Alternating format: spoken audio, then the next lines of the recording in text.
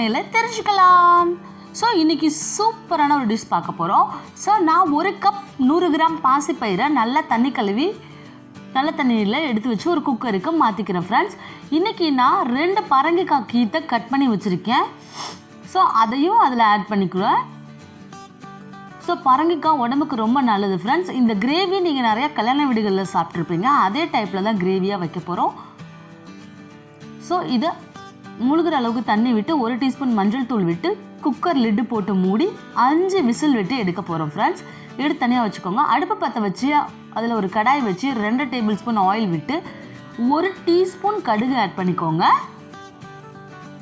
1 teaspoon சீரகம் add பண்ணிக்கோங்க. இது ரெண்டும் நல்லா பொரிஞ்சோடனே நான் ஒரு பெரிய தக்காளியை கட் பண்ணி வச்சுருக்கேன், ஒரு பெரிய வெங்காயம் கட் பண்ணி வச்சுருக்கேன், 2 பச்சை மிளகாய் உடச்சி வச்சுருக்கேன் ஃப்ரெண்ட்ஸ். பச்சை மிளகாய் ஆட் பண்ணிக்கோங்க. அதில் வெங்காயத்தையும் ஆட் பண்ணிக்கோங்க. இது எல்லாத்தையும் போட்டு பொன்னிறமாக வறுத்துக்கோங்க. நல்ல கோல்டன் ப்ரௌனில் வரட்டும். அதுக்கப்புறம் தக்காளியையும் ஆட் பண்ணி நல்லா மசியெல்லாம் நல்லா வதக்கிக்கோங்க. இந்த மாதிரி வதக்கிக்கோங்க. ஸோ இந்த மாதிரி எண்ணெய் பிரிஞ்சு வர நேரத்தில் நம்ம வேக வச்சுருந்த பூசணிக்காய், மஞ்சள் பூசணிக்காவையும் பாசிப்பயிறு வேக வச்ச தண்ணியை அதில் ஆட் பண்ணிக்குவோம். அப்படியே ஆட் பண்ணிக்கோங்க.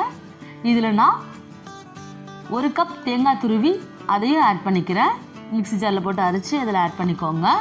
இதை நல்லா கிளறி விடுங்க. தண்ணி வற்றுனுச்சுன்னா நம்மளுக்கு சூப்பரான கிரேவி ரெடி.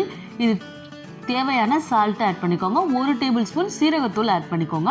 செம்ம டேஸ்ட்டாக இருக்கும் ஃப்ரெண்ட்ஸ். குழந்தைங்களுக்கு ரொம்ப பிடிக்கும். குழந்தைங்களுக்கு சாப்பிட ஆரம்பிச்சிட்டாங்க அப்படின்னும் போது இந்த மாதிரி செஞ்சு கொடுங்க. கொத்தமல்லி தூவி சர்வ் பண்ணுங்கள்.